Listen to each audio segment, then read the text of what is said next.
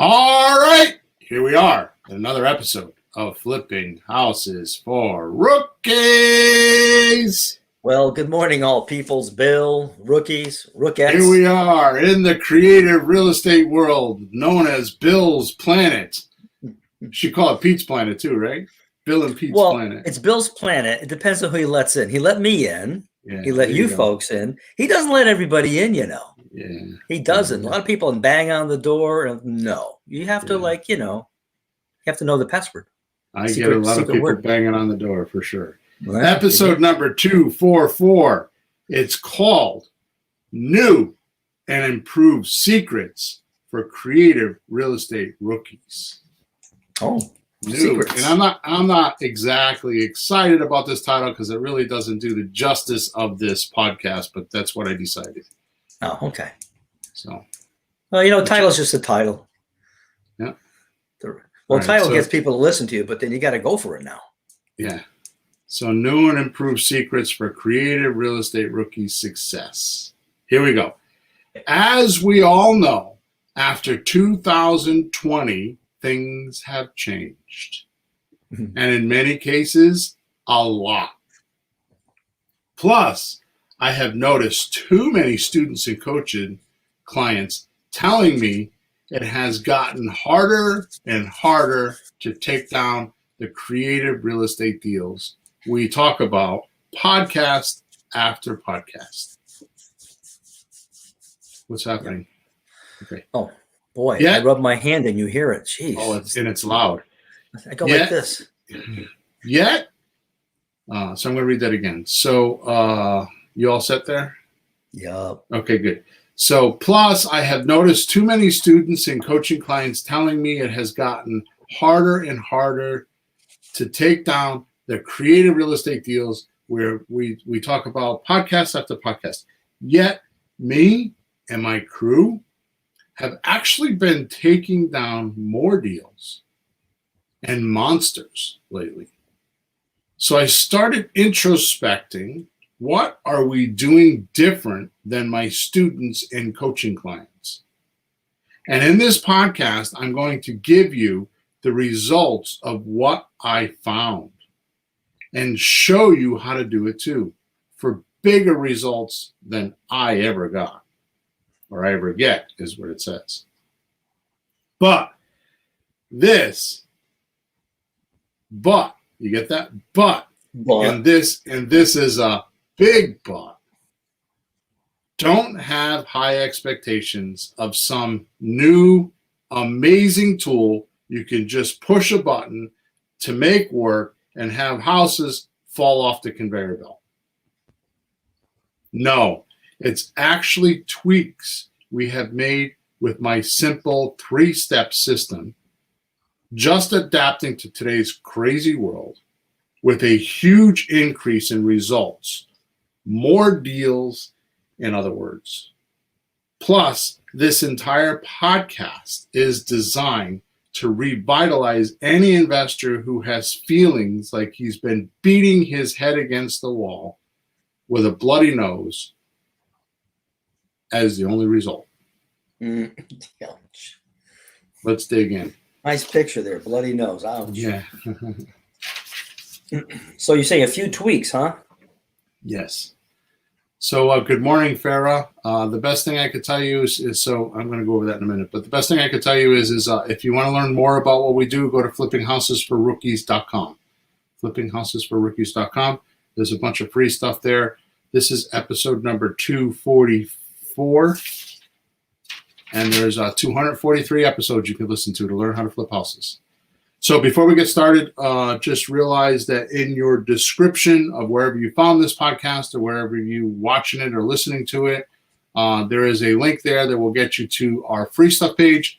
And there's over 25 documents, scripts, videos, white sheets, all kinds of stuff there. As I've been promoting the last couple of weeks, the best document I think on there is called the Lease Option Explained. I think it's a 4 or 5 page document. If you were to go print that and handwrite it 10 times, you would know what a lease option is. And you could literally, like within 30 days, go find one and do it. because it's got all the frequently asked questions, all that stuff. Yeah, it's all there. Okay, let me take care of Farah here for a second. Mm-hmm. Yeah, the lease option explained is what we send to sellers when they ask more, like how does it work, what it's all about, and that explains everything, so we don't have to over and over. Right. But if you're talking to somebody and want to explain it, you need to read it a lot and write it and really know it well, so you just have the answers and not be bumbling or stumbling. Right. So just realize that every Thursday morning, 9:30 a.m. Eastern Standard Time, we record this podcast. We live stream it to Facebook, as I call Fleekbook, and we live stream it to YouTube, that I call ZooTube, because it's a freaking zoo on there lately. And you could ask questions if you want about the podcast, not about other things, about the podcast. If you want to ask questions about other things, then you can go to flippinghousesforrookies.com and go to the top right-hand side and put in a support ticket. It says support ticket. Put in the support ticket. All those support tickets come to me, and I will answer them within a 24-hour period. Most of the time, I check that 2 or 3 times a day, except for days like today, Peter. I will not be checking it 2 or 3 times today. I have a very important engagement today. As soon as I get done with the podcast, I have a couple little odds and ends to do, and my grandson and I are going to the Science Museum. Yay! He's 3, and they have dinosaurs. I think it'll be a good afternoon. All right, good. So all that said, here we go. First, Pete, I would like to, and I've never done this before that I remember. I might have, but I don't remember. I'd like to dedicate this podcast to Ryan Munick, Muniak, Munick. Okay. He's a student that had fallen off the real estate wagon to only return because I'm assuming he couldn't get what he wanted somewhere else. Mm. Yeah, we've seen that one. Yeah, so his support ticket to me enticed me to do this podcast because he asked how we could get revitalized again. He wanted to know how he could get revitalized again, and back to doing the real estate deed. Yeah, like the deed. Like that play on words. Yeah, the deed. All right. No fluff today. We have a lot to cover. So listen carefully. You will have to listen to this one a couple times. What I do, Peter, is behind the scenes is I'm actually writing some of these podcasts, even though they're free, for my coaching clients. And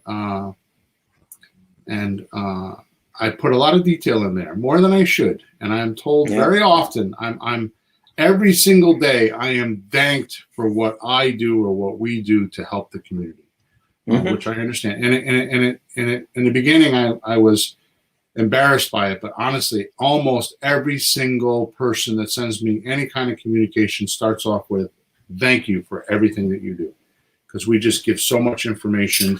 And the reason why I do that is because I'm not afraid to give information. First of all, people have to implement it. Second of all, I have enough of my own deals, and I'm very confident. Very confident that I'm not going to be squashed by my students because they're competition. Yeah, you can go up to a house and one of your students already bought it like yesterday, from under your nose. Ha ha. Yeah. And I call the student and ask him how he did it so I don't miss again. Well, I don't think we've seen that happen. Yeah. So Farah, this does work in Canada. I actually have students in Canada that follow me and have raving results. Good morning, John. Thank you. Yes, you should watch today and then listen again on Monday when it hits the podcast platforms. And he said, there you go. See what I mean? I don't know if he's being a smart ass, but he said, and thank you for all that you have done for us. Well, this is important. Making a good living with real estate, making some big kills, or just setting up a future, anything beside your day-to-day job or your little job, whatever you're doing, your big job. People have a lot of hope for this, and a lot of people try this. It's not like no one's thought of doing this before. There's a lot of people out there, so you got to know what you're doing. Right. So it's important what we do. So I'd like to set the pace off today, Peter, along the lines of what you're talking about.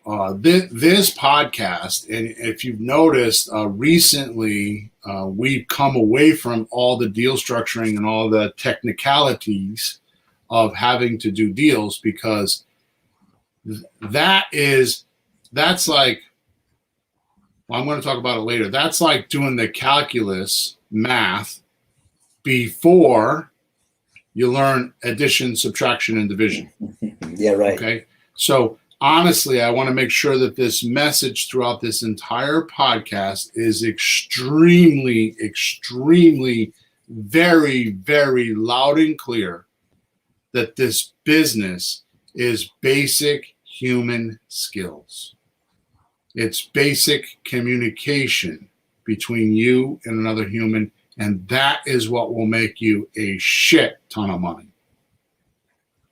It's not the deal structuring. It's not the paperwork. It's not all the fancy moves like you're a magician on stage that's going to woo and wah, and they're going to be like, how did you do that?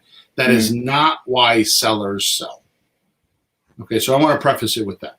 So with that said, here are some basics, right? So I hate to use this word, but I could not figure out how else to word it.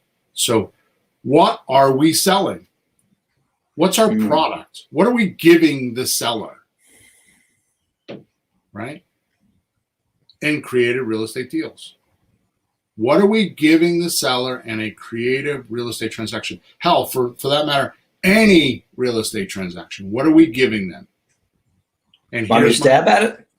Go ahead. Are you asking me? Well, I think the best answer should be something along the lines of relief from something they're dealing with, whether it's a problem or a goal, just relief or solution to what they're trying to do. That's what I'm trying to change. Because it's simpler than that, Peter. So here's my answer. Yeah. So the question is, what are we giving the seller? Well, you better not say money. You better not say money. That'd be too easy. You better have something better than that. Human kindness and service. Think about it. Have you ever given money to a piece of steel, a 2x4, a front door, the building, a plot of land?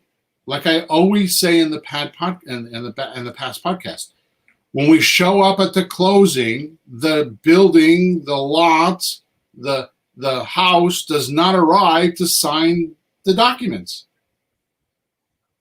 A person does. A sentient person, one that has feelings. Yeah. That's alive and can think, right? Obvious sellers are paying us for their happiness. They seek, which is why we need to know what the seller's barriers are to getting that happiness first. Now, a lot of people associate money with happiness, and I got a news flash. People that associate money with happiness are people that don't have money and are dreaming about it. Because when you have money, it's a pain in the ass. You're constantly moving it, and it's like having children. You have to constantly babysit it. And if people think you have money and your money's not hidden, then they're constantly attacking you, insidiously or honestly. They feel like they're desperate and you have plenty of it, so why not give them some, which is fine. But your evaluation and their evaluation is probably off. Yep. And here's the thing. I'm reading a book right now, and I can't remember the name of it, but Sean gave it to me. It's a fascinating book. It's about some guy that bought 1,000 houses, owner finance houses, right? So it's an amazing book. I mean, I'm just reading the beginning of it, and it's just he's just telling a story of his life. It's a biography of his life. I'm still stuck back at 1,000. Yeah, well, he started in the 80s. Yeah. So that's why. Anyways, so I lost my train of thought. The point is that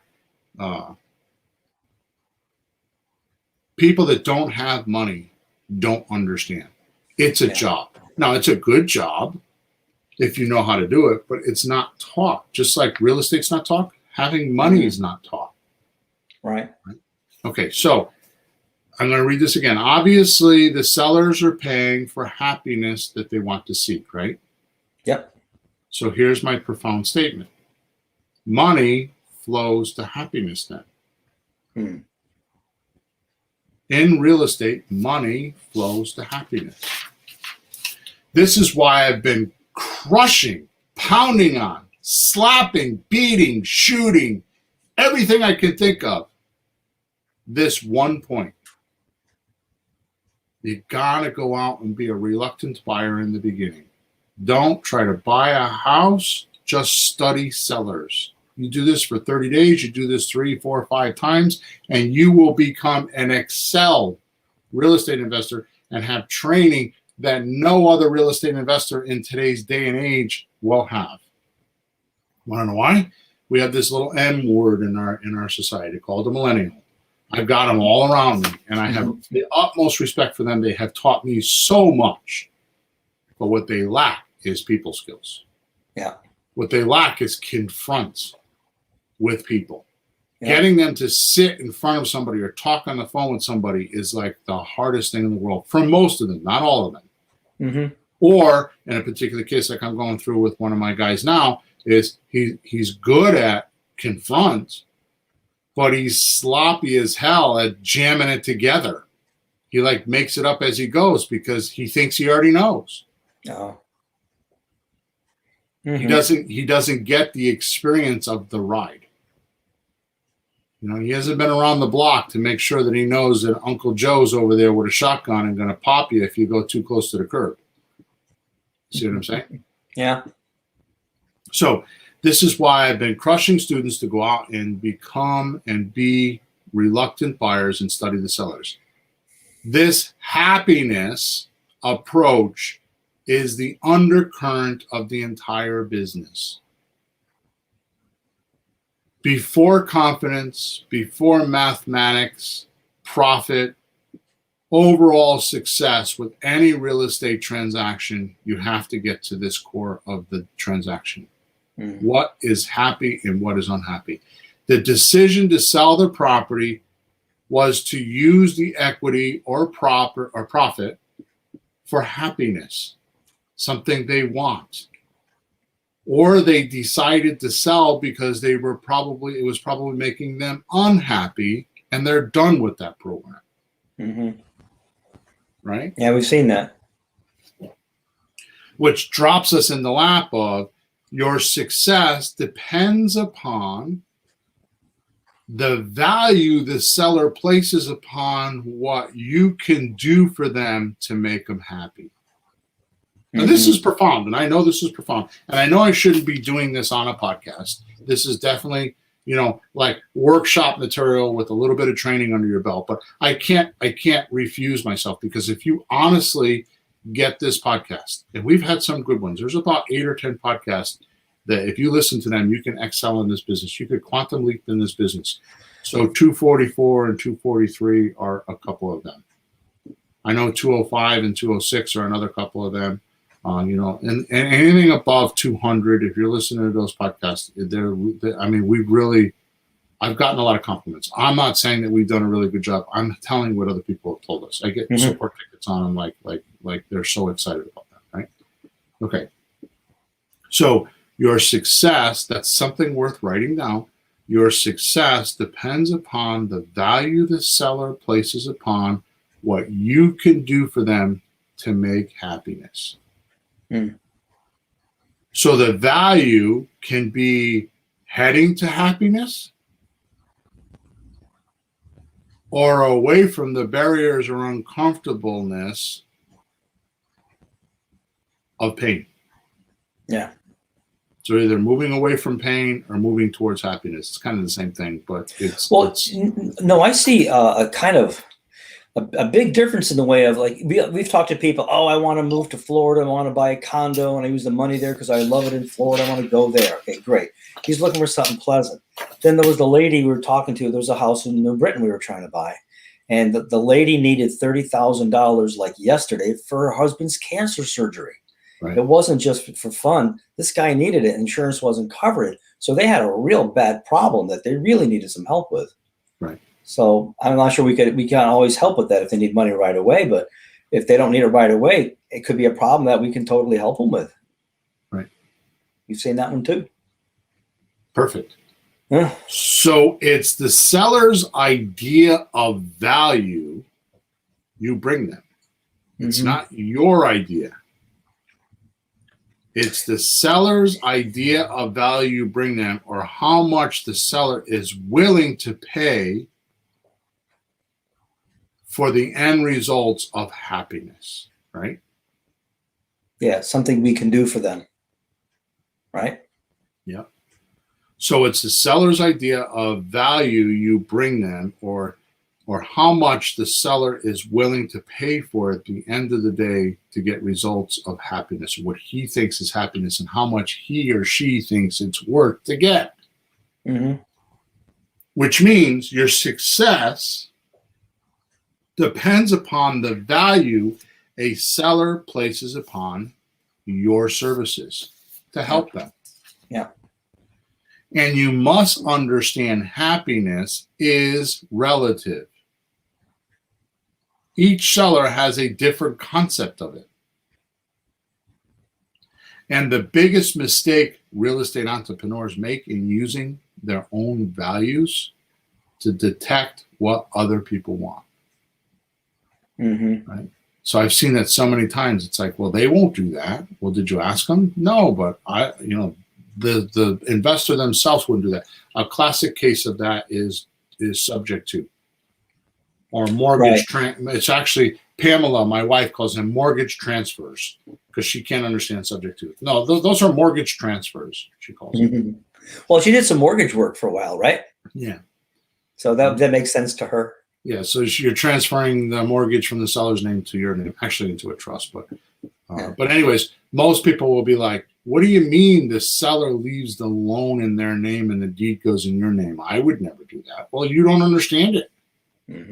Because honestly, out of all the 7 strategies that I teach, 7 plus the 7 core strategies, which you can find at flippinghousesforrookies.com, just go to the left of the blonde with the one holding the money, and there's a course in there, and you could get several hours worth of training for free. We used to sell it, but you get it for free now.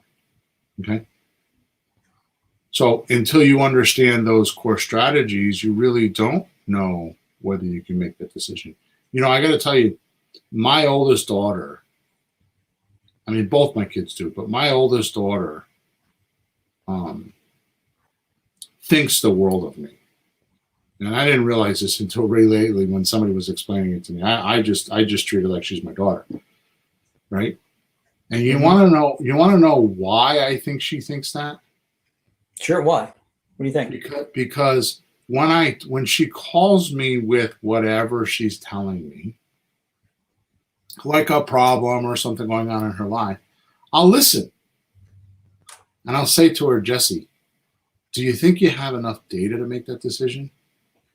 Well, no, I got to find this out, and I got to find that, and I got to find this out. Okay, well, why don't we figure that out, and then we can make a decision. And I make her work through it. I never really give her my opinion on the situation unless she's compiled all the information. Then I'll be like, I don't know what you want to do, but here's what I would do. Yeah. Right. But I think that's the biggest reason why she's so bonded with me, because we do a lot of stuff together. It could be the kids, it could be her mom, it could be her mom's family, who is sometimes a bit of a handful. My ex-in-laws and all that stuff. They got a whole drama thing going on. Or it could be my sister. She's got the same thing going on, a lot of drama. And she's trying to sort through stuff, and it's you don't have all the data. So until you have all the information, I mean, you can't say 2 + 2 = 4 without 2 + 2. You can't say 2 plus, how's that equal 4? I mean, you can reverse it, but you're guessing. Right? So that's what happens. Then we're doing algebra with life then. Try to mix it, try to figure out what does X equal and what is Y, and why not just find out? So my point is in today's podcast is if you don't know what the happiness card is, what's making them happy, or what are they, and I'm going to go over this in a little bit more detail, so I don't want to tip the card, but if you don't know that, or you don't know what their outcome looks like in their head, then all the fancy sentences and scripts, and they're not going to trick people, especially in a world that's full of scam. You know what that reminds me of? When we go to dinner, and we're sitting there looking at the menu, we kind of know, we usually know what we want to eat when we go someplace. I want this or that. And you're looking at the menu, you're trying to find it. Then they come over and they tell you all these freaking specials that are weird, oddball stuff, right? It's like, what? What do you? And you want to go like, stop! I don't want to hear all that. You're totally missing me. Yeah. Or worse, somebody comes, knocks on the door, go, hi, we're in the neighborhood. We've been putting up siding for a long time. And we just want to know, we can do your siding too. Why don't you ask me if I need some first? Right. Or if I need something. Why don't you just ask me? And they never do. They just throw stuff at you. So you're going to love the rest of this podcast. You're going to love the rest. You're going to love the rest of this podcast. All right. So the biggest mistake that real estate and entrepreneurs make is that they use their own values to determine what other people want. Just like what you were just saying.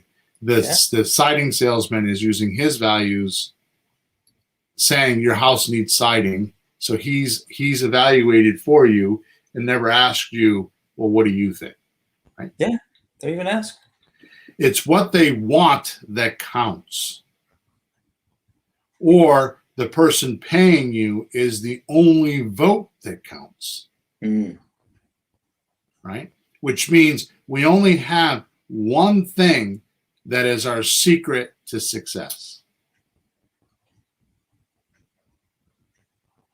Without luck, a lot of training, and special forces. And here it is. Find out what people want and then help them get it. Find out what people want. In this case, find out what sellers want and then help them get it. But is it as easy as asking them, or do you have to do a lot of digging? We're gonna cover all this. I'm gonna cover all this. Right? You're trying to get ahead of me here. So I'm sorry it's taken me so much time, but I want to make sure we set the stage so you get the importance of this. Because honestly, it'll take us 90 minutes or whatever it'll take us to explain all this. This happens in split seconds when you're with a seller. This is not some major process or script or anything. I mean, there is some things you can do, but often it can happen with a few sentences. Oh, no, totally. Right? Well, like you're saying, you've been tweaking that stuff, right? Yeah. Okay. So all this happens in my 3-step system, which is the opening contact or call. We call it contact because sometimes we text, right? So that's the opening contact. So you reach the seller, the closing call, and then a deal meeting. And in episode number 242, we talk about each of these having 2 main objectives, right? To hit before you move on to the next one. And that was really helpful. Yeah. So what I found out is that the guys that are listening to these podcasts or in my coaching calls, when I dig into what actually happened, because the biggest thing I get a complaint about is they're ghosting me. Yeah. They disappeared. They seemed really interested, but then they disappeared. No, what you were doing is just like the siding salesman at your front door. You were imposing your values onto the seller. And they weren't interested. Or you took away the mystery of what you could do for them until you could get enough data to be able to give it to them in one fell swoop so they understand. Because unfortunately, Peter, creative real estate is not a sale like you go on Amazon and you just buy something and it shows up at your front doorstep. No. Yeah.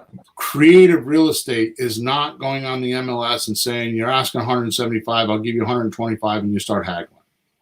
That's not what creative real estate is. We're buying pretty houses, right? Where most of the time the seller is financing us. or leasing to us or doing something like that most of the time, or our private lenders are. And it's a people's game. So it's an education process because most people don't understand it because it's old fashioned and the realtors have hid it from most people. Mm. Okay. John says, thanks, John. John says most of all the 200 series have been for advanced rookies. Love it. That's what you are, Peter, an advanced rookie. He doesn't like those stripes, ladies and gentlemen. I might be a little past that. We'll see what happens down the road.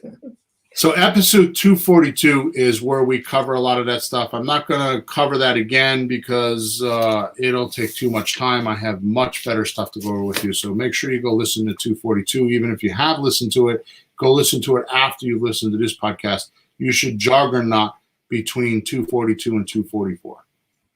Right. And I took copious notes on 242 because I'm here every podcast, but there's some gems in there because it's in the details. And keeping the sequence in order, not jumping ahead. You jump ahead, you lose it. So it's not hard. Really it's not hard. It's just recognizing you hit the milestones. Yeah, but I didn't even know there was one. Well, you broke it down though. I thought there was like 1, 2, 3, and there's 1.5, 1.5, 2, 2.5. It's like there's little pieces in there. That helped a lot.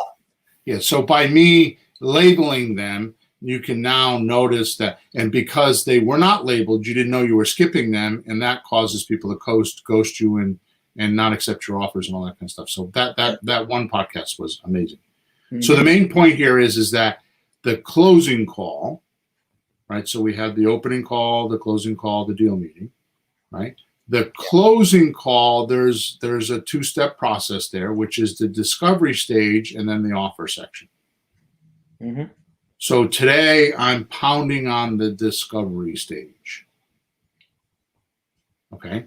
Yeah. And just like a student has to do, like I said before, addition and subtraction, multiplication, division before learning calculus, your offers are the same way.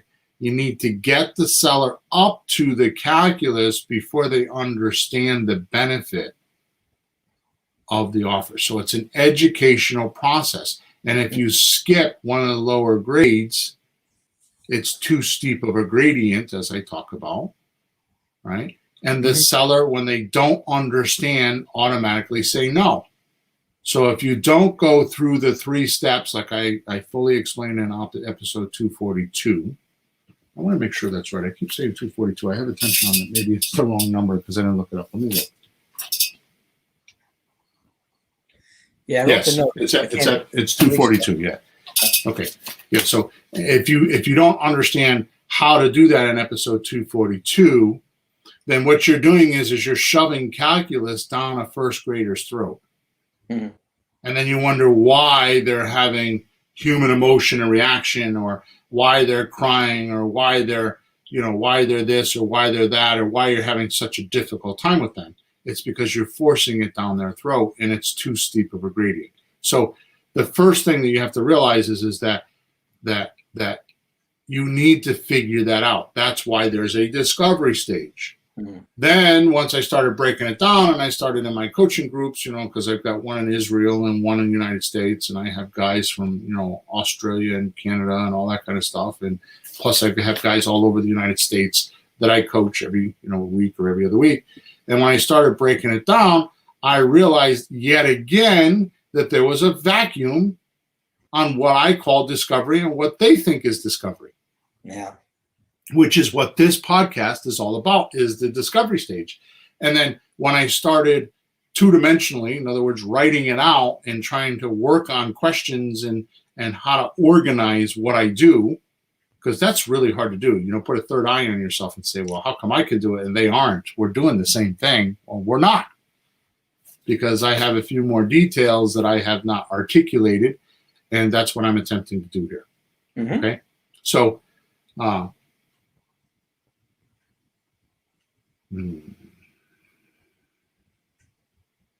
right, good. So next we have So first thing we got to do is find out what it is that they want. Mm-hmm. Okay. So we're going to call that the reason. So what's the reason for selling or for being happy? What's the reason they're not happy? There's a way to say it. What's the reason that they're not happy or want to be happy? So you have to find that out first. Then once you figure that out, you have to figure out the motivation. See, a lot of my students or coaching clients try to motivate the sellers. Yeah, you're right. And that's their mistake, is they're trying to motivate the seller. Yeah, like trying to convince them how good this would be. Bad mistake. And I just noticed this after 20 years. It's because I'm really honed in on this, because this is important. And the pandemic created this, because, what's happening is it's easier for me to do these days to see this. And here's the reason why. You ready? Yeah. Because we're not in the house. When we were in the house before, I could get recordings maybe, but I couldn't see what was happening. Nowadays, because we're texting and because we're recording with, our CRMs, our customer relation management tools, like we use REI Reply, it automatically records everything. So I can get a recording from them so I can see the text. I can see the whole timeline of events. Oh, man. How embarrassing. And here's the thing is, because of the technology, I can now say, wait a minute, he missed that step there. And it's easier for me to keep track of because of today's technology. So it's like popping out like mad in front of my eyes. It's like the boogeyman jumping out of underneath the bed. And I'm like, there you are. I can finally see you. So it's like this weird phenomenon, right? So you're not capable of motivating anyone. You really aren't. No. Well, you always say find the motivated seller. So you're trying to find the motivation, not make the motivated. We've said that in various ways, but so you're talking. There's a reason to talk. I want to hear more about that. There's a reason they're doing it and motivation. Keep explaining that. I don't get the difference yet. So here's my point. Have you ever tried to motivate a teenager? Oh God, would you get the hell out of bed and go look for a job? It's goddamn noon. It's noon. It's noon. Get out of bed. Oh, did I say that out loud? That was your outside voice, Pete. Right? So most of the really good investors realize that every seller is already motivated. Otherwise, the property wouldn't be for sale, right? Yeah. So just for curiosity, give me a second here, because you're asking a pinpoint question. So let me go online here.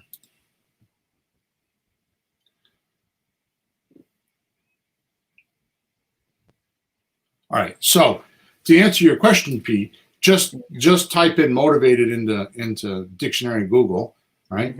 And the second definition says stimulate someone's interest or enthusiasm for doing something. So we're not going to stimulate it. They already have an interest or enthusiasm for doing something. So you have the reason, like I want to. So here's what it's like. So they have a desire for happiness. Okay. Yeah. That's just a wish. Like if it fell in my lap, I'd like it. Right. Motivation moves up into the interest, where they're actually doing something about it. So the motivation's what puts them in action. So the reason's one thing, the motivation's another thing. Like what's pushing them to do something? What's creating the action for the idea? So what are they doing about it? Right. So would it be something along the line of, a person has an idea, like gets a thought in their head, like, sure, yeah, that'd be nice. But then you have to find something that fires it up, like some emotion, some feeling, like, oh boy, so that they get into action. So let me make it even simpler. Yeah. So they have the reason, and then they have a passion to do it. Yeah. The passion's what's driving them to get it. Right. That's their motivation. Okay. Okay. So what I'm saying is most really good investors know or realize every seller's already motivated. Otherwise, the property wouldn't be for sale. They've actually got up off the couch and listed the house, or they put it on a for sale by owner site or something like that, right?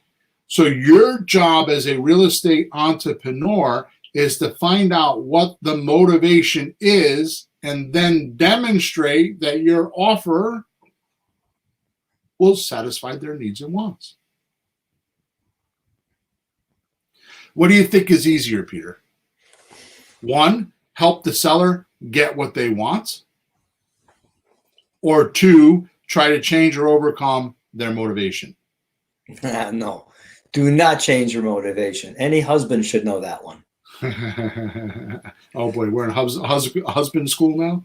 Hey, that might make sense to the husbands and for the wives and the boys and girls. That might, just a little picture there to look at.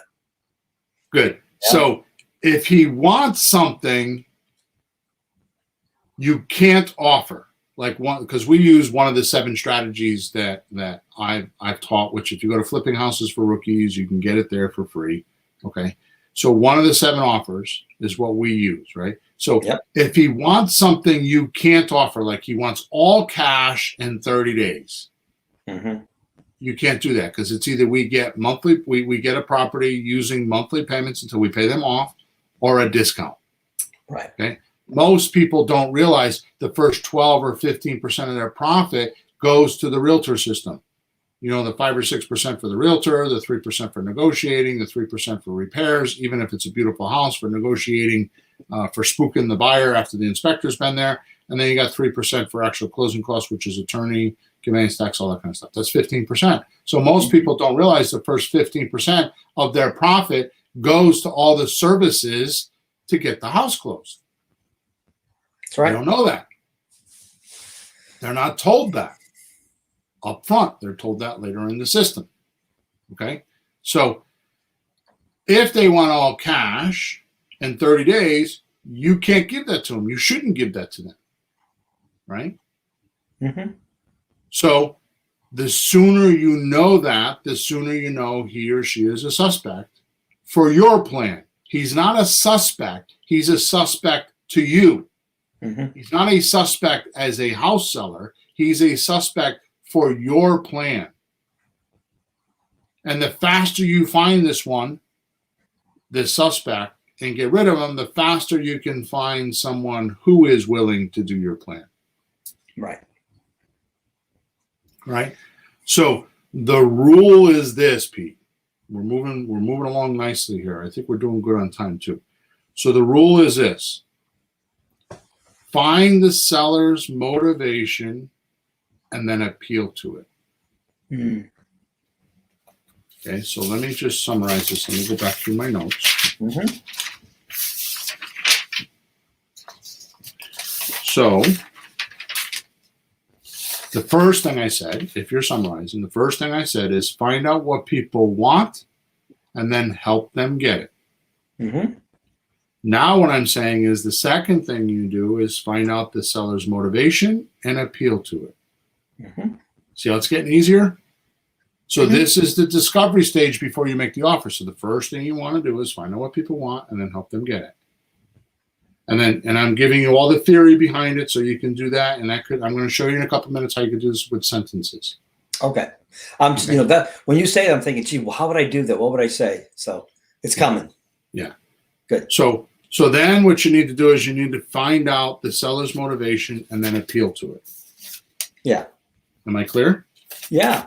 Okay, good. You're not convincing them. You're finding out what it is and showing that you could do that. And they should be happy because you're helping them get whatever goal they're trying to do. They should be happy, you know, or encouraged. At least they're hearing the right thing that they're hoping to hear. Right. So first things first. And I'm going to do this again. Find out what their expectation is once the closing happens. Okay. Example question. If I had a magic wand and waved it over your deal, what would you want? You've heard me say that in houses. Yeah, you have. And they answer. Step 2, discover why the seller is motivated to get what he told you in step 1. Mm-hmm.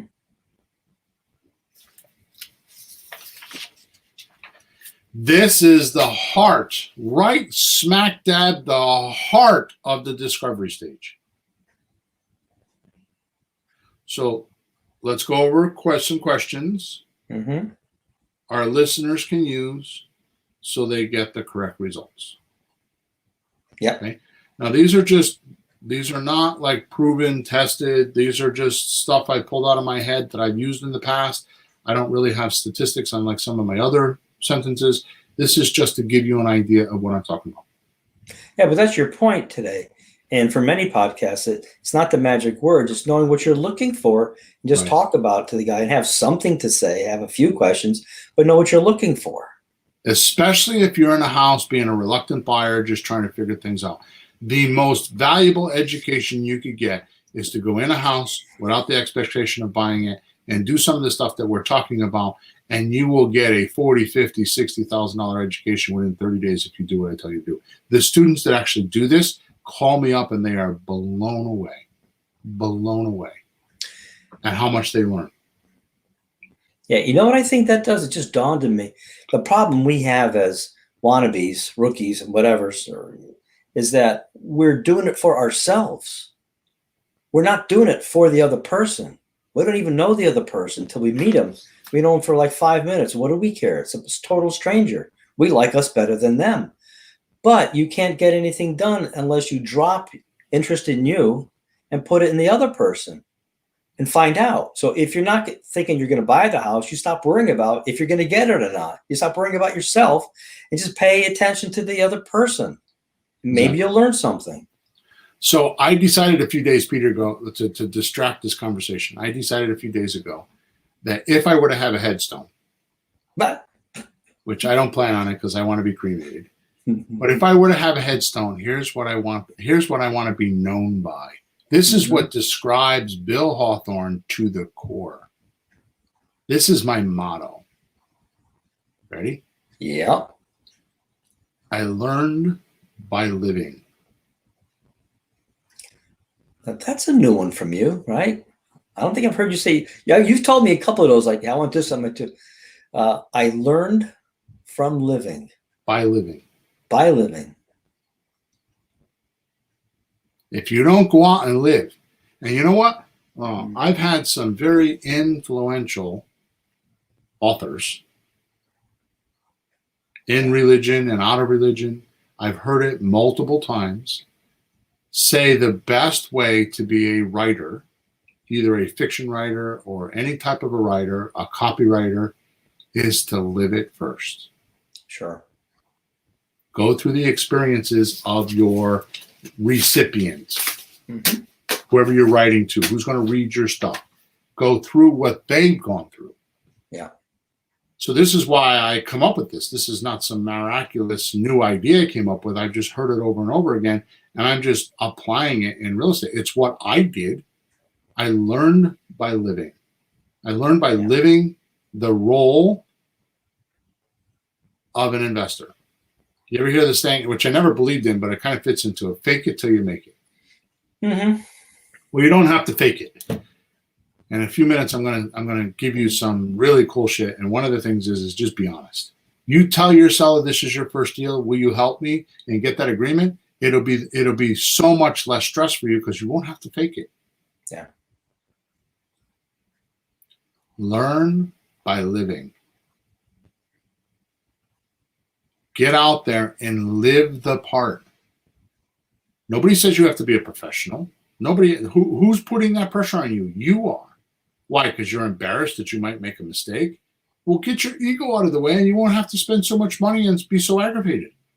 Just tell somebody, this is my first deal. And my coaching clients have the awesome ability to say, my partner's done hundreds of deals. He's going to help us. That's worth the coaching fee right there. Is to go out and learn by living and saying, oh, I got a safety net. My coaching mentor or my partner, or whatever you want to call me, has done hundreds of deals. Let me call him and find out what he would do, and I'll get back to you. All the stress is gone now. What are you worried about? Learn by living. So I have a question for you. Yeah. Do you know how to swim? Yes, I do. Okay. Do you think I could teach you how to swim without ever getting in the water? Maybe. I'd rather have you in the water, though. No. You misunderstood my question. Oh, you've never been in the water? No. Could you learn how to swim without ever getting in the water? Oh, no. It's all theory. It's all book words. Nope. How many people in this industry are trying to learn how to swim without ever getting in the water? Because they think they need to know everything so they don't drown. No. Instinct will take over, baby. Instinct will take over. And what I'm asking you to do is go in a house and do the things that I'm telling you to do, which are very simple. I'm blowing them up and making them, 90-minute podcasts for week after week so you understand, because I can't seem to be getting duplicated on how simple it is. You guys want to complicate it, not me. You go in a restaurant and you sit down, and the waitress or waiter, we'll say the waitress comes over. Do you talk to that waitress? So why do you tell me you're afraid to talk to strangers? When you go to the bank teller and there's a brand new teller there and you have to deposit your paycheck, what's more important to you, depositing your paycheck or overcoming the fear that you might have to talk to a stranger? Right? Yeah. When you have to go to the bathroom and you're in the grocery store and you don't know where the bathroom is, and you go to somebody that you don't even know and say, where's the men's room? What's more important to you, to relieve yourself or overcome the fear of talking? So why is it so hard to go talk to a stranger? I don't get it. You do it all the time. Right? Well, I could say the stakes are higher, but you also have the strategy of go in a house as a reluctant buyer with no stakes, just for the practice, and take the stakes out of it so you don't put the nervousness there. Just practice. If you take most people that spend a lot of money on educating themselves on how to be a real estate investor are doing it for only one reason. Yeah. They're trying to buy the house in the 1 hour first visit when they sit down with the person. They're trying to do it quickly instead of going through the discovery stage and finding out what's needed and wanted. Here are the questions. Here are some of the questions. Okay. So the reason. This is a reason question, because I'm going to do reason and motivation. So this is the best question that I don't think I've ever talked about, but I use to some variations or not. Okay. Yep. Mr. Seller. Obviously, if it's got a skirt on, you say Mrs. Seller. I'm going to make notes. Yeah, I'm going to wait for you to stop making all the noise. Jesus, paper, these microphones, man. Okay. Mr. Seller, what's the biggest problem facing you getting this house sold? And then once he gives it to you, you say, anything else? Yeah. So, Pete, what's the biggest problem with what's the biggest problem facing you with getting this house sold? Well, I have to get it sold in like 3 or 4 weeks because I have to move. There you go. I got a deadline. So that brings me to the motivation question. You would say, perfect. If you remove that, what would that allow you to do in life? That's the motivation. So perfect. If you remove that, what would that allow you to do in life? So here's another one. The reason question. Explain to me how things would be better if you sold this house. Explain to me how things would be better if you sold this house. Then the motivation question would be, What have you done so far to try to make it better? So you'll find out how motivated they are. So if they're like, "Oh, I just went on Facebook and put it on Facebook, and that's all they did," then they're obviously not very motivated, are they? Mm-hmm. The reason's not pushing on them enough. They're probably borderline suspect. Here's another one. How can I be of the greatest help to you with selling this house?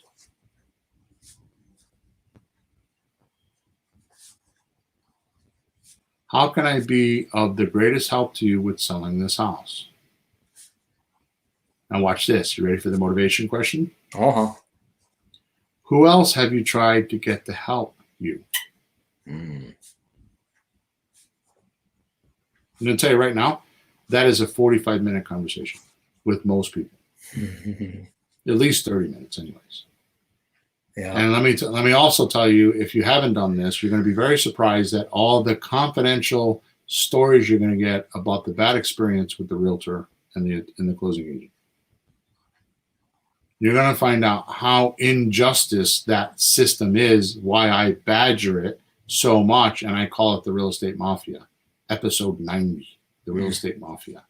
We should do that again. Episode 90. That was 200 episodes ago. 150 episodes ago, I guess. Yeah, but you're going to scare me, though. I'm right in the middle of selling my own family home right now, Yeah. so I hope it goes well. Here's another one. Yeah. What do you think about the most? What do you think about the most when it comes to selling this property? Wow. What do you think about the most when it comes to selling this property? Yep. Then the motivating question is, which is when I say motivating, it follows up the question once you ask it. It's the second question you ask. Mm-hmm. Are you tired of thinking about that? Jeez, that's brutal. Why? Well, the truth is you have to make somebody sometimes really feel what's happening. If you go to the dentist, you can't just make believe it doesn't hurt. Like, where does it hurt? They have to touch it sometimes. Ow! Okay, pull it. The hell with it. Just pull it. You have to really get to the source of the real problem. And it can be painful somewhat. But that's the only way you're going to identify it and get rid of it. You can't, skirt around it. That ain't working. We ask people to find their ruin or their distress, right? What's devastating them? Because that's what's going to get the deal done. If you don't have that devastating thing, you're not going to close as many deals. Mm-hmm. These are those questions. You have to pierce their social veneer. Well, these are the kind of questions, the way I'm looking at it, that will put a person in a position where creative financing would be an option for them. They'd be willing to do it. If it's a guy that just couldn't care less, they just want lots of money, what are you going to do for him? I don't care. I don't need the money. Wait. Never mind. But these guys, they need somebody. Well, even if they need the money, there's a reason why he needs the money. So ask him, what do you need the money for? Because there's his motivation. Yeah, I'm saying the guy who doesn't, for example, like, hey, I don't need the money. I just want it. So, and then we don't bother with those kind. So these kind, we can be helpful. Last one. How much do you think not getting this house sold is costing you, monetarily or emotionally? Mm-hmm. How much do you think not getting this house sold is costing you, monetarily or emotionally? And then the drum roll, please. Mm-hmm. Boom. I got a drum machine here. Hang on. I got to turn it on. No. What are you willing to do to stop that? Hmm.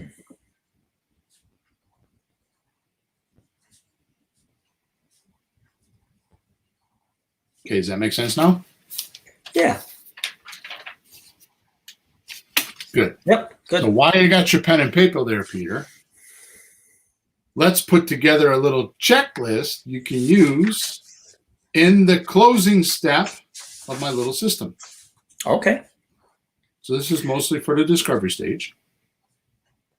So number one, so why don't you listen first and then you can write it down because I'll repeat it. So number one, Recognize that every seller is motivated with hopes, aspirations, dreams, plans, goals, and ideas of what should happen. Don't try to motivate the seller, just discover the seller's present motivation for selling. So that's the step. Just don't try to motivate them. Just discover the seller's present motivation for selling. Yep. Number 2, since every seller is different, there's no way of knowing the seller's true motivation. Your job is to discover what this motivation is, then offer one of my 7 deal strategies that will appeal to that motivation, and whack the suspects that you can't appeal to. So what is a suspect? A suspect is somebody that you can't appeal to. Your suggestions are not appealing to them. That's a suspect. Yep. So what you're going to do is your job is to discover what's the motivation and then match one of the 7 deal strategies to that motivation. Okay, which is what we're going to talk about next. So number 3, never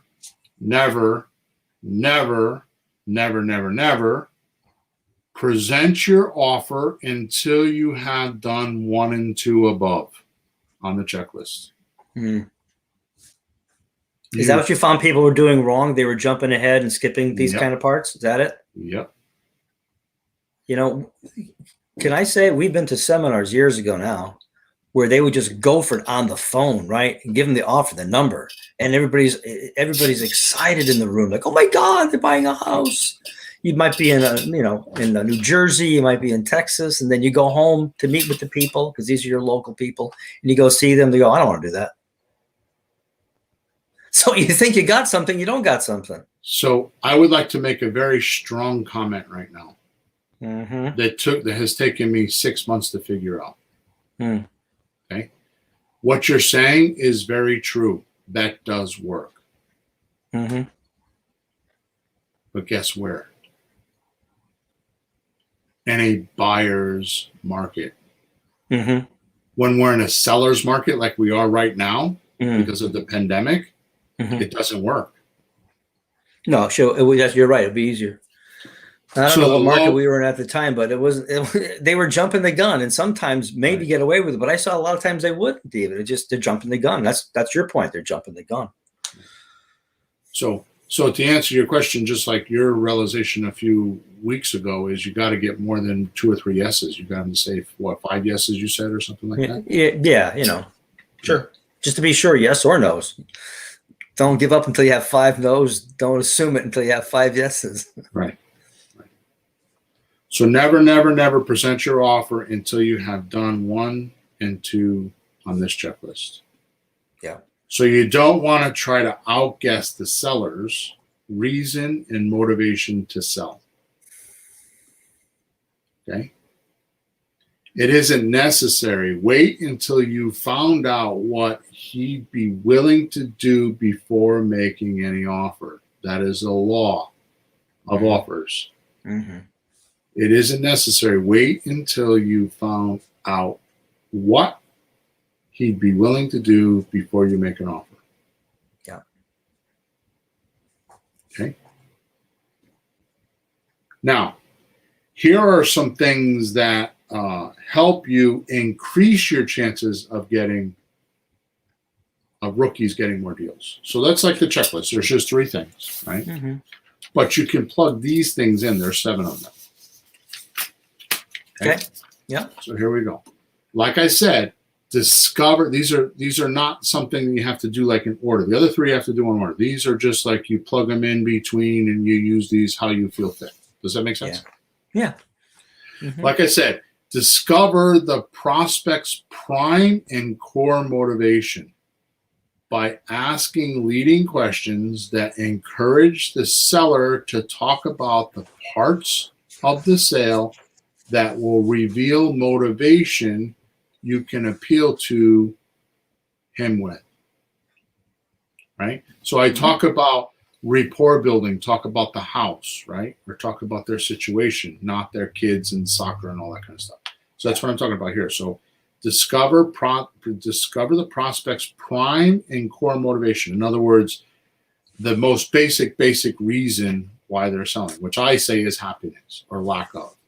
Mm-hmm. So find out what happiness they're trying to get with this property, or what pain they're trying to get away from to get to happiness. Do you have any comments today on how we're sure we have the right reason? Because you ask people questions, they go, yeah, blah, blah, blah. And that may not be the real thing. It might be 2-3 steps deeper and deeper. I've heard 7 steps deep to find the real.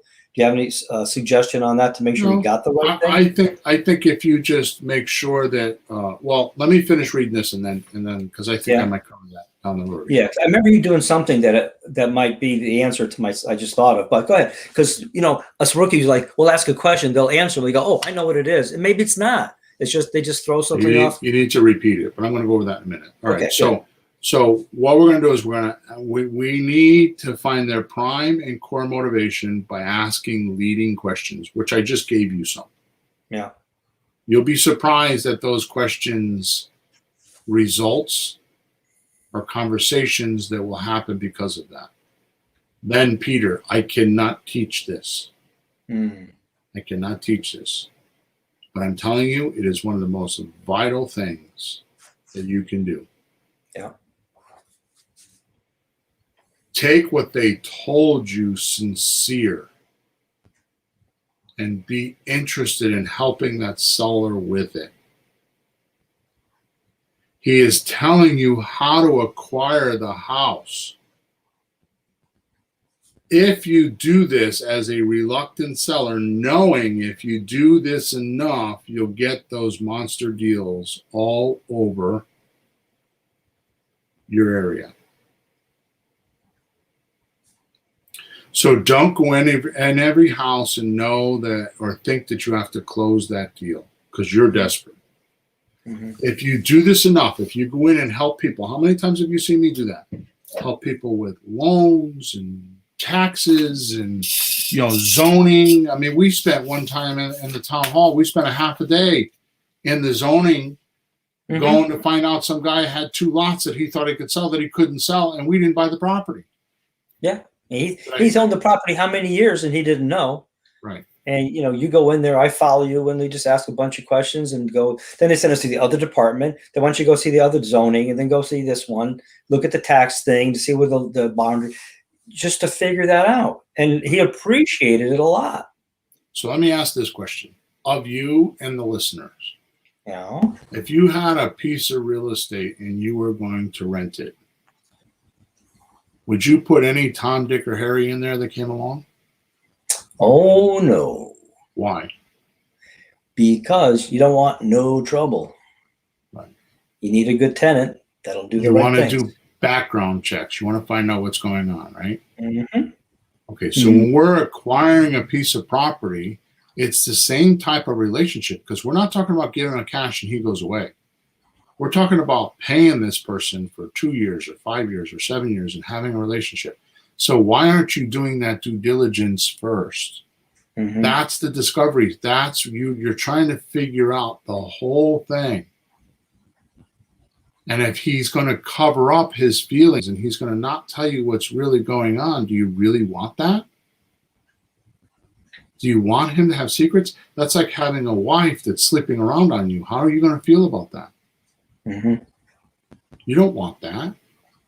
You feel betrayed, not because she slept around, because she kept the secret from you. Yeah.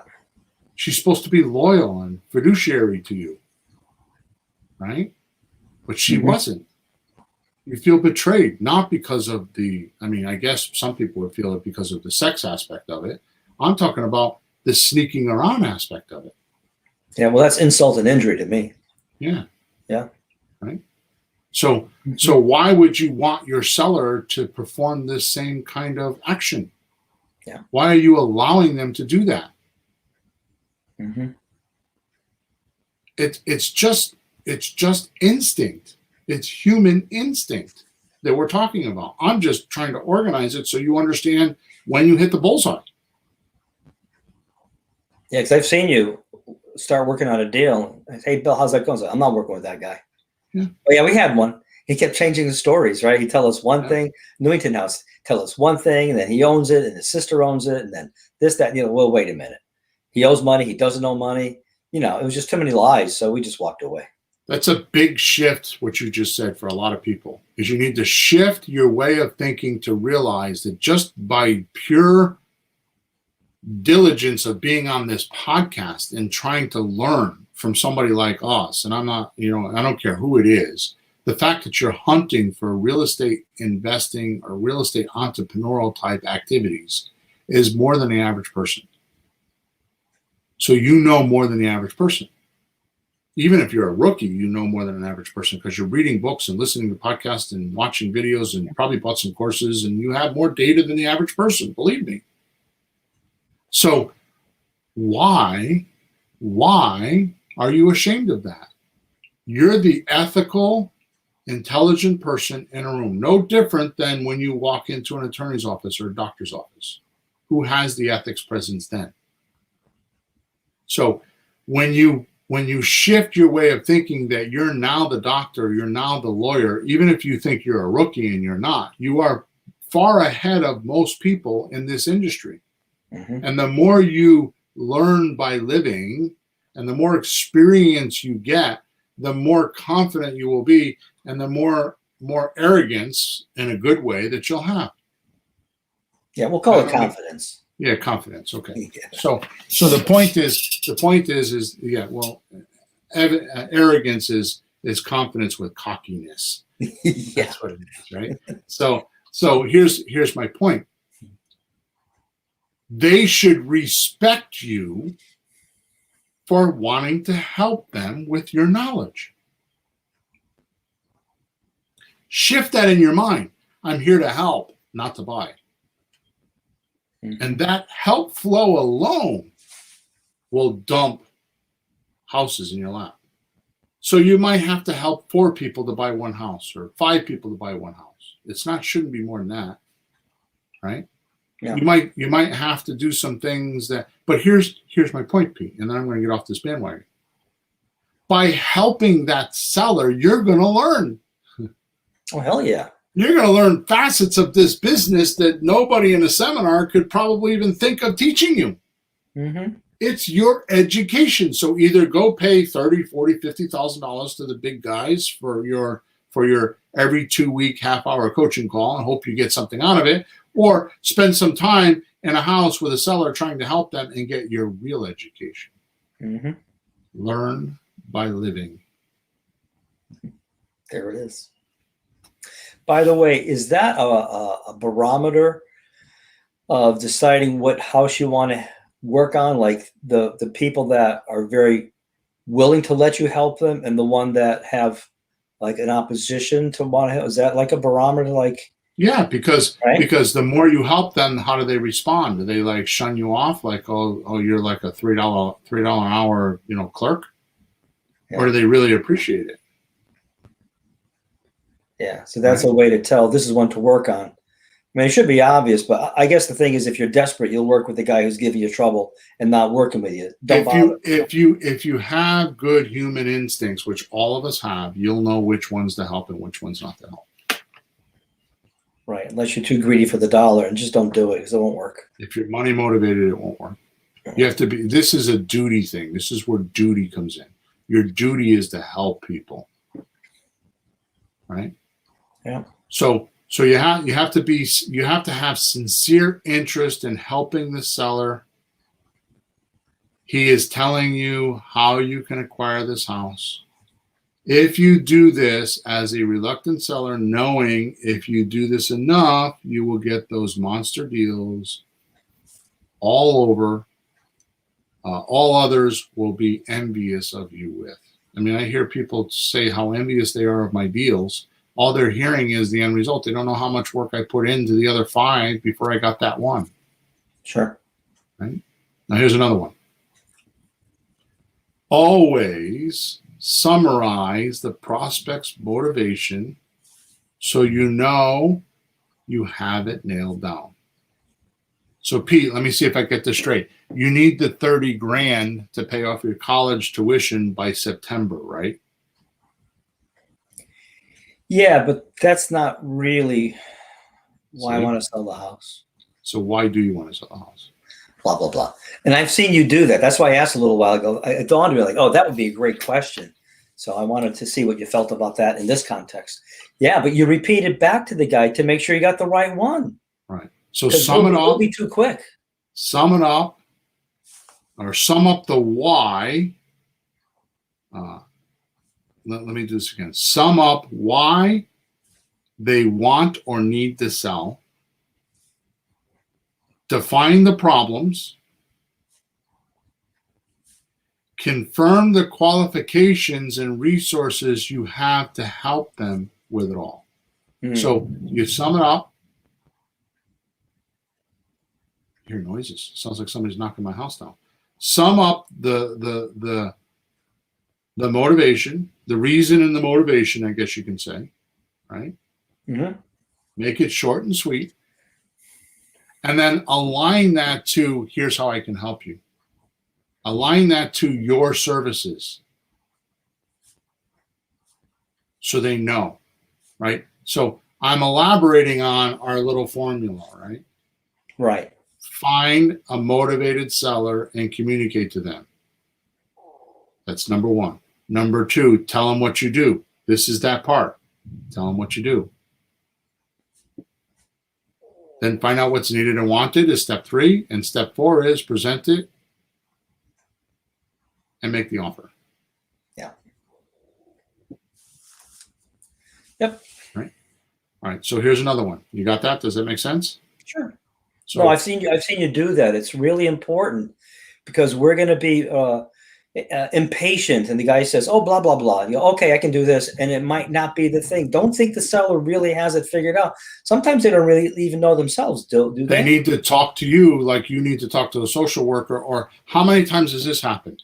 You know, I mean, we're old, so we can say shit like this, okay? So back in the world, in the day of buying a computer, now it's easy, but back in the day, you would go to the computer store and you would ask a bunch of questions of the salesperson to figure out which computer you need. Because there's many facets you don't know about. Right. Right? Buy a snowblower. There's all different kinds. Buy a lawn tractor. There's all different kinds. Sometimes you need to go to a salesperson in Home Depot or the local lawn company, and you have to ask a bunch of questions so you could figure it out. This is no different than your seller. They have to have a therapy session with you, a house therapy session with you to go through because they don't know the process. So just by your virtue of being on this on this podcast and maybe doing a few courses is the reason why I say you know more than the average guy or girl. So you can help them through their process. Now I want you to understand my language here because I don't like to mince words. Okay, I'm going to read it again. Define problems, confirm the qualifications or resources you have to help them. So it's as simple as, I don't know how to do that, but I have a mentor that can help me. Or I have this guy that I follow that's bought hundreds of houses. I can put in a support ticket. Let me ask him. Or let me call my attorney. Or, I don't know. Let me go to the town hall and find out about it. They will respect you more if you say, I don't know, but I'm willing to help you find out.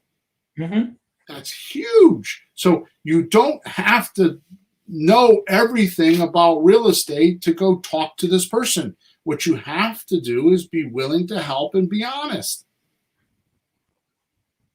And say, I don't know. Let me go figure it out. Are you okay with that? And if they say, no, okay, then you don't have to waste any more time with them. But here's the point. Suppose it's a zoning issue. Here, I'll give you a classic case. Let me completely change the subject. How do you think I learned so much about probate? Yeah, going through them. Because I'd have probate, and I'd be like, I have to go find out. I'd go to the probate court, and I'd ask the clerk at the probate court, hey, I got this lady that's trying to sell me a house, and she says, blah, blah, blah, blah, blah. Oh, you can't do that. Oh, okay. What can you do? The clerks are there. They're a public service. Just walk in, say, hey, how does this work? And they'll tell you. Bring them coffee. That's called Buy live. That's called live Googling. Yeah, exactly. It's called learning while you live. Mm-hmm. Does that make sense? So it doesn't have to be you. It could be your way. You may not even know where the resources are. You have to say, well, Mr. Seller, I got to go find out. I don't know. I have to find somebody that does that. Here's another classic example. Mm-hmm. You're in the basement and the foundation's cracked. And they're worried about the cracked foundation because some realtor spooked them and they lost 3 sales because of it. You know what? Yeah. Let me go find a guy and get, would you be willing if I find a guy and bring him here and let us look at it and we can get an estimate? Go Google and find a guy and interview some contractors for the cracked basement. Learn while you're living. Yeah. And the customer's going to respect you for that. And what are you going to learn about it? Because the next time you see a cracked basement, what are you going to do? You're going to tell your story about how you did this for this other client. Mm-hmm. It's too simple. Learn while you're living. Mm-hmm. All right, I'm going to move on. I'm ranting. Can you tell? I get so passionate about this. Present, offer, offers you will believe solves the seller's reason to sell and will appeal to his motivations so they stay stuck to you. You know how I've always said for a lot of podcasts, how to make offers where the seller sticks to you. Like glue. This is how. It's because you're appealing to their already there motivation. You didn't create the motivation. It wasn't some whimsical thing that you did in a 90-minute presentation. No, the motivation was all already there. All you did was be a private investigator, find out what the motivation is, and then appeal to that motivation by giving them the right offer that will help them get what they want quicker or better or more profitable. Mm-hmm. All you are doing is matchmaking. Right? Yep. Now watch this. That's right. Now watch this. You ready? Yeah. In objection handling, like when they have questions, Yeah. don't try to overrule the prospect's thinking and make them wrong. Mm. Instead, do this. Listen, agree, and suggest. Mm-hmm. Listen, agree, and then suggest. Mm-hmm. That's how you handle objections. You don't need to have all the fancy words and all the stuff that we talk about. I mean, you will eventually, but you live, you learn while you live. Yeah. If you hear these questions more than a couple times, you should write them down and go learn how to handle them. Send in a support ticket or get on one of our Zoom calls or something. Yeah. What you just said is so important. I've been trying to do that just in conversations, just to be better at talking with people. Somebody says something, it's so easy to say, no. But you could say, well, I can see how you see that. I know exactly what you're talking about. Sure. But, I did see this one thing, though, and you can give another perspective. But don't disagree with them right off the bat. You just ended the conversation almost. Just don't do My entire job, Peter, as a coach comes down to one thing. Mm-hmm. All I do with my clients is get them to look at it a different way than they're looking at it. Right. So if they're looking north to south, I try to get to go west to east. Yeah. Just what you said, all I'm doing is telling them a story or saying this happened to me and what about this and could it be that, and just getting them to look at it a different way. So you are trying to do that with yourself. Yeah. So next. Mm-hmm. Don't be there to try and buy a house. Even me. I'm never there. You know that? How many times have you heard me say, I'm not your guy? Yeah. I'm not there trying to buy the house. Yeah, I'm not there to try to buy the house. Don't be there to try to buy the house. Think of yourself as a highly helpful customer service rep with resources. Think of yourself as a highly helpful customer service representative with resources. And while doing this, look for motivation that will create mutual agreement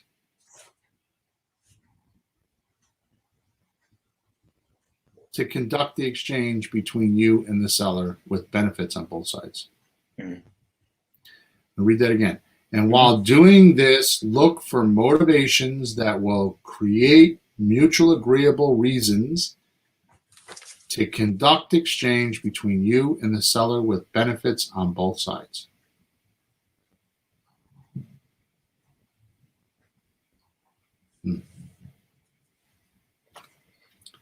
Next. Oh, this is a Bill Hawthorneism if I ever heard it. Sit down, folks. Here it comes. Be honest all the time. Oh, sure. If you are honest at all times, you can relax while talking to sellers. Mm-hmm. And the sellers will soon recognize it and want more. This builds confidence with you and your seller quickly. It allows you to match your words and your actions, which is the ultimate trust builder ever. Yeah. When your words and your actions match, trust builds quickly. True that. The last one, which I think is my most favorite one, is this. An attorney's job is to tell you his opinion of foreseen ramifications or angles or things that can happen to you because you did something. You signed a contract, and here are the ramifications. Here's what could happen. Here are the angles somebody could take. Here's what your liabilities are. Mm-hmm. All the bad shit. That's what you hire an attorney for. I told my attorney the other day he did a presentation on our neck. You can join if you want. It's called 6 Degrees Business Networking. 6 Degrees Business Networking. You're welcome there. We meet 7 a.m. Eastern Standard Time on Wednesday mornings. Okay, if you want, it's still virtual. It's virtual. It's virtual. And if you want a link to that, just send me a support ticket, and I'll gladly introduce you to the boys and the girls. Okay, it's about 25 people we network every. I don't get there till like 7:15, but they hate that because I don't, chit chat crap. And so, anyways, my attorney was on there and he did a presentation. And I said to him, I was with you last night in a closing and I have an observation. He said, what's that? I said, I have an observation of what an attorney is this day and age. He said, I'm interested. What does that mean?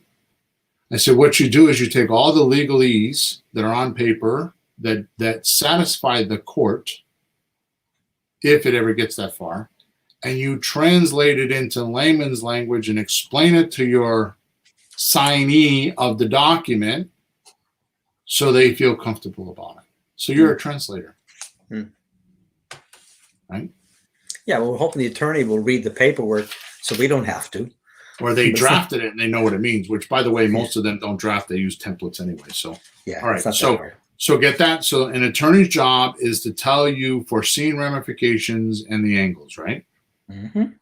A doctor's job depends on his ability to diagnose you, prescribe, and possibly operate, right? Mm-hmm. There's specific jobs, aren't they? Yeah.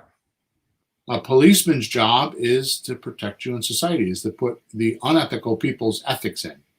That's what's supposed to be a policeman's job, right? Mm-hmm. Your job as a creative real estate entrepreneur is communication.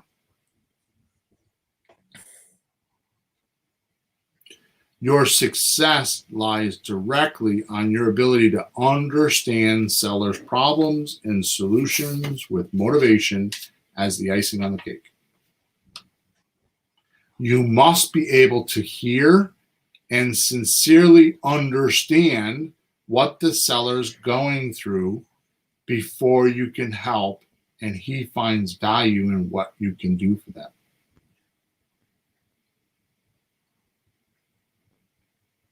If you don't do that, you won't buy enough. You won't buy, or you might buy a few houses, but you're not going to fulfill your dreams. Mm-hmm. You're not going to replace your income. You're not going to have consistent deals. Oh yeah, by the way, how many deals do I have, Peter? And you have Mm-hmm. that don't happen they take 30, 60, 90 days. You're looking at a house. You sent me an email the other day. You've been working on that house for what, 10 months? A year? Year, huh? Right? A vacant house. We don't even know who owns it. You've been working on it a year. Yeah, it was who we thought it was all along. Yeah. Or we're just the trust. Ooh. Yeah, I got an email. Hey, you want to put an offer in? Like, where'd this come from? All of a sudden, it pans out. Point is if you help enough people and you get a reputation of helping sellers sell a house that they normally wouldn't be able to sell, or having trouble selling, or aren't getting what they want when they sell, if you help enough of those people throughout the weeks, they will remember you, because when you're sincere, because how many people are going around teaching, especially in real estate, that you help people? They all say it, find out what the problems is and solve the problems, but do they break it down like I just broke it down? No. I'm talking about just pure human instinct to help. Yeah. And if it's sincere and it's not pretended or faked or like a movie star, any of that stuff, that aggravates the hell out of me. That aggravates the hell out of me. What? Television. I had this conversation with my mother because I had to give my mother hell the other day. I'm like, Mom, I don't want to hear this conversation. We're not talking about this. Did I offend you? She said. I'm like, no, you're talking about somebody that said something on TV. You understand what makes up TV, don't you? She goes, what do you mean? I'm like, what are you watching? You're watching an actor or an actress. They're paid to deliver their lines so you believe them. In other words, somebody else wrote the script for them. Yep. It's not them. They're just acting. They're pretending like they got hurt, or they're pretending like this, or they're pretending like that. So TV is nothing but pretend. There's nothing real about it. So why are you forming an opinion about what the newscaster said? Because all he's trying to do is get your attention so he can sell advertising. You ever notice lately, Ma, that you watch a show for 4 or 5 minutes and then there's 8 or 9 minutes of commercials? Did you ever notice that recently? Since Mr. Trump came on board and became president, that's what's happened, because they made so much money off of Donald Trump, because all those news stations were bankrupt until they had something to talk to. I just read an article in the Epic Times last night that on Sunday, President Trump spoke at the CPAC convention. Yeah. Fox News reported that they had over 30 or over 60 million viewers, the highest Sunday in history. YouTube, the same way, or wherever he was, the channels there, I don't think it was YouTube, wherever they were, he draws a crowd. Yeah. So how do you become wealthy? By popular vote. Right? So my point is, your TV show should not pretend, it should be real. So your seller is surrounded by all this fakeness. So if you come along and you actually be sincere and try to help them, you're going to stand out in the crowd. And you have to do that by demonstrating, not talking about it. You match your words with your actions by actually going to the town hall or actually doing what you say you're going to do, and demonstrate to them that you really mean it. You do that enough and fill your pipeline, houses will fall in your lap on days you don't expect them to fall in your lap, because time changes everything. You know what I did on this particular house? I had to go to the town hall, see who owned it, and the trail was dead. So I go talk to the main lady in the tax office, And she says, I can't find the code to get the taxes paid. I says, I got a phone number. You got a phone number? Yeah, here. I gave her the phone number to call to a certain bank. And I kept feeding her with information. And then she would let me know what she found out. It went back and forth a number of times until it ended up that her lawyers found out who it was. She gave her lawyer my name, who gave my name to the owner's lawyer, who emailed me to buy it. And then the last conversation I had yesterday, she's asked me, you do renovations, right? Like, do you know somebody that can do roofs? She's asking me for like roof helps. And that's why my little story. She's asking me like, who do you use for your house? And it's like, hi, Pete, how are you? I'm Pete. And it's Helene. Learning by living. That's learning by living. And there's not a great chance I'm going to get this. There's 2 other 3 people. They might outbid me, But look what I learned doing it. I made a friend at the tax office, and I can go out, hey, Helene, you got any other properties that are coming up? And she'll tell me. Yeah. I made a friend of her because I was helping her. And it was no hidden agenda except I was trying to help her. Maybe to help me, maybe it wouldn't, but at least be nice to the lady. Exactly. Damn, the mayor of town was a music student of mine, so I got some connections. Take it easy here. Yeah, there you go. Yeah. All right, to end off today, Peter, because it's that time, I would like to just make the point that I made at the beginning of the podcast that none of today's methods are more than basic human skills that you now hold. It isn't all of the fancy math, experience, extraordinary skills you need and want. It's just being human and doing today's checklist with enough sellers without being needy and greedy and always expecting something in return. This will make you a true real estate rainmaker. I promise. The end. Don't forget to go onto the paragraph or the description where you saw this podcast and click on the link so you get all your free goodies. There's 25 of them, which, by the way, I've been updating that page. So if you have been there before and think that you've already been there and you already checked it out, I've been updating the page just for you. So you go back there and see some new stuff. There's videos on there now, and there's some other links on there. I've added some stuff, which I will continue to do. So that page is constantly changing, and me helping the community, the creative real estate community, by giving you stuff that I should be charging you for, but they're my stuff, and I can do as I please with them, and nobody can stop me. So they're yours for free, ladies and gentlemen.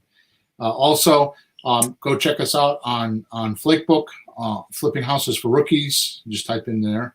And you can go on ZooTube and you type in Flipping Houses for Rookies. In case you don't understand my humor, that was Facebook and YouTube. Just go in there. Flipping Houses for Rookies. We record this podcast every single week, so you can watch us live there. You can actually, I don't know why you wouldn't want to come look at Peter and I. We're not pretty. Peter thinks he's pretty, but nobody's told him that. No, I think I'm letting that one go. Yeah, okay. So make sure you go check us out there. And thank you very, very much for all the support we get, all the kudos, all the help, and everything that you guys do by just being there supporting us.